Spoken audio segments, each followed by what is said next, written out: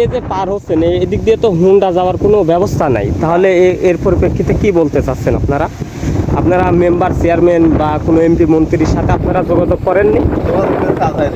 কোনো কাজ হয়নি, এই কোনো ব্যবস্থা করে না ওনারা? আসসালামু আলাইকুম। হ্যালো বন্ধুরা, আপনারা বলবেন যে রেল লাইনের ছবি কেন দেখাচ্ছি। দেখুন, এটি একটি রেল লাইন নয়, এটি একটি রাস্তা। এই যে এটি সেই রাস্তা। এই গ্রামের নাম, সামনে গ্রাম হচ্ছে সাঁকল, রামেশ্বরপুর, মানিঘাট, এই গ্রামগুলো আছে।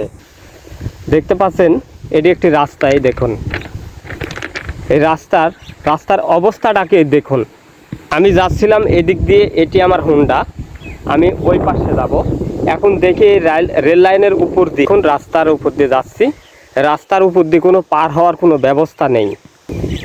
এই এলাকার মানুষ এত কষ্ট করে যে এই রাস্তার কারণে এই এলাকাতে মেম্বার চেয়ারম্যান বা আরও অসংখ্য লোকজন আছে, তাদের চোখে কিছুই কি পড়ে না? এটি দ্রুত সংস্কারের দাবি জানাচ্ছি, কারণ এটি একটি জনবহুল এলাকা। এই এলাকাতে অনেক মানুষজন বাস করে। রাস্তাটির অবস্থা দেখুন, মানে এটির যাতায়াতের কোনো পরিস্থিতিই নেই। কিছুদিন আগে একটা অটো এরকম রাস্তা, এই রেল লাইন পার হতে গিয়ে এই রেল লাইনের এই ফাঁকে এই রেলের এটার সাথে চাকা আটকে গিয়ে সে অনেক চেষ্টা করে সেই অটোটাকে বাঁচানো গিয়েছিল।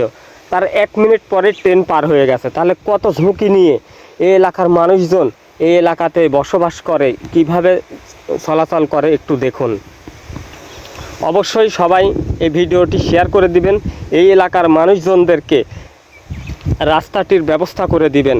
সবার কাছে একটাই দাবি।